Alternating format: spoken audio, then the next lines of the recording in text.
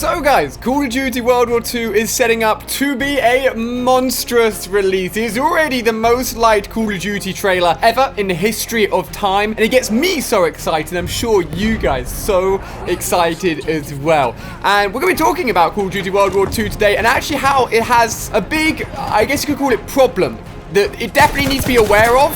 And something that a lot of people are going to be talking about when it comes to Call of Duty World War II, especially when it gets released. Oh, baby. So, guys, just before we get into it, I want to give a big shout-out to all the notification squad today. The specific shout-out goes to both Connor and Imogen. Those guys have notifications turned on and one of the first people to watch my last videos. So, shout-out to you guys. If you want to be featured at the beginning of one of my videos, just turn notifications on, hit that bell button next to subscribe, and you could be given a shout-out at the beginning of one of my videos. Thank you, notification squad.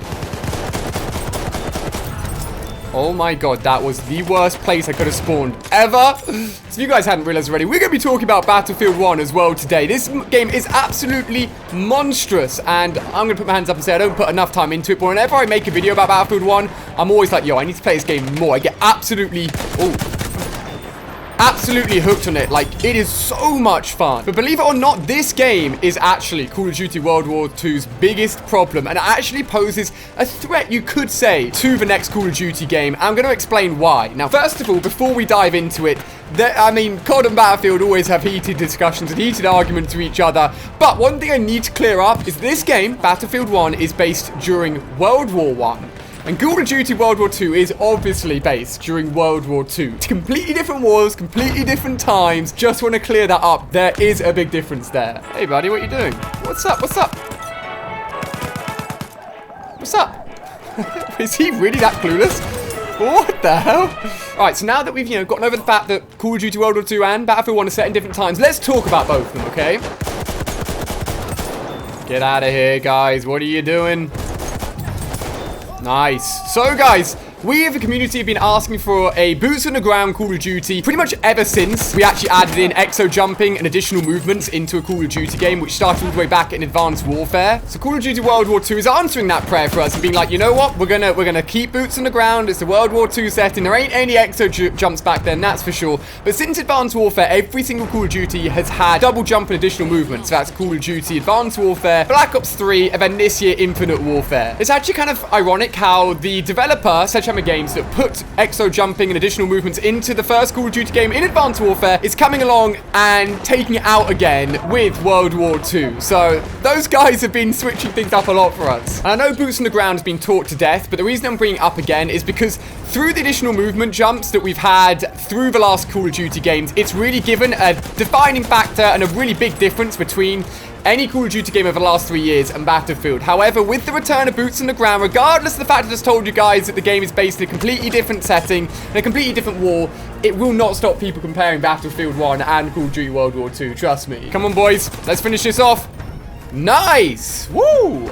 Man, these games are intense in Battlefield 1. I love them. And as we now have openly realized, because the fact that World War II, Call of Duty, and Battlefield 1 will be compared, this game does pose a threat and an issue to Call of Duty World War II because it does what it does so well. This is a great first-person shooter. If you actually take a look on screen here and have a look at the live numbers for the people that play this game, it's actually quite an even distribution between PlayStation 4, Xbox One, and even PC, with on average of about 100,000 players on at any time, which is seriously good. Like, this is a popular game and people really like it. There are things that Battlefield 1 do well, and the good thing is the things that it does well differentiate itself from Call of Duty, include bigger maps, bigger game modes, longer game modes that are really a little bit more intense, arguably, than the Call of Duty game modes, where free-for-all games can last for a few minutes. You've got games like Conquest that last for absolutely ages, and you've got different roles that are all defined within a Battlefield game that aren't defined quite as much within Call of Duty. And on top of that, if I take a look at my weapon options within Battlefield 1, this is just one class. There is an extensive amount of weaponry, so many guns to choose from. Now, there aren't any in this mode, but you can ride in horses, you can ride in tanks as well. It does vehicles very well. And we've talked about that recently, whether or not they'll even include vehicles within Call of Duty World War II. Everything that Battlefield 1 has done very, very well. But the good thing is, Call of Duty World War II is showing so much interest for a lot of people that a lot of people playing this game, Battlefield 1, will definitely jump across and give Call of Duty World War II a go, which is great, but it's going to be compared instantly as a result to this game and as to how good it is compared to this game.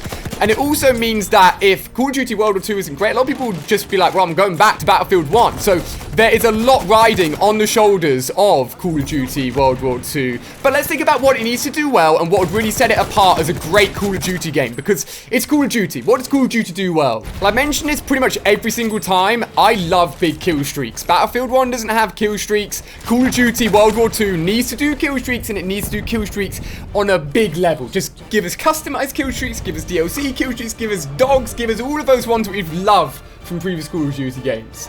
Oh my gosh, this is an absolute massacre right now, boys. It's not looking good. It's not looking good at all. So just as Battlefield 1 does big maps and vehicles really well, Call of Duty does smaller maps. It does smaller maps really well. It has a traditional 3-lane system. To stick with that, that works fantastically. And the gameplay is always so smooth, fast, and fluid.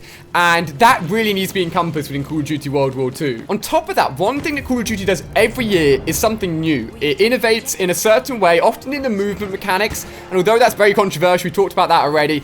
Because of the fact we're going back to boots on the ground, it means that the movement mechanics are almost like shut off for innovation this year. We're staying on our feet, like there ain't no like jumping anywhere. So where does that lie, that sort of like room for improvement and innovation lie within the next Call of Duty game? I think, and I can't actually give you an answer for multiplayer, to be honest with you, unless they want to try and like encroach within Battlefield 1 space and do big maps and try and do big maps as well as possible, because it is a World War II style game. The only thing that I can think of, which they're probably going to do very well regardless, will be their third game mode, which you already know is going to be a zombies-based game mode, but it's going to have more of a horror aspect to it. The guys Sledghammer Games put together Dead Space, which was raved, like absolutely rave reviews. It was a very, very good horror game. And as a result, if they can take that and put it into their third game mode and do it really, really well, that will definitely help the game stand on its own 2 feet. I guess what I'm trying to say is I'm worried that Call of Duty World War II is going to come out and it's just going to feel like an upgraded World at War, which I would love, but a lot of other people out there may not feel like it's enough. And they need to do something new, and they need to do enough to really separate it from the competition and not have people look at it and be like, you know what, this is just a worse version of Battlefield 1. Where do you think you're going, buddy? Oh, I feel like you put so much into each Battlefield 1 game that when you don't get the result you want, it's like, oh, why? But guys, we've talked a lot about Battlefield 1. We've talked a lot about Call of Duty World War II. What I feel it really needs to do to stand its own 2 feet is gonna have to differentiate itself. It's gonna have to be an extremely strong game for people to not compare too heavily and switch back between Battlefield 1 and Call of Duty World War II when it does come out this year. Now, this game was started development 3 years ago, so bear that in mind. It didn't have a chance to copy Battlefield 1, which makes it a little bit harder as well to differentiate when a game has come out after the development has started, but we'll have to see. Guys, Call of Duty World War II comes out this November. I'm keeping you guys up to date with all related news. Do not worry, but let me know your thoughts down below. Are you a keen Battlefield 1 player, also really looking forward to COD World War II, or are you just not interested in Battlefield 1 or 2 and just ready for COD World War II and you know you're going to stick with it? Let me know your thoughts and opinions down below, because it is an interesting one. Guys, thank you for watching. If you want to see me play more Battlefield 1, do let me know, because I do love it every time I jump on. I say it every single time. Thank you. You guys are amazing. I'll see you next time for another brand new video.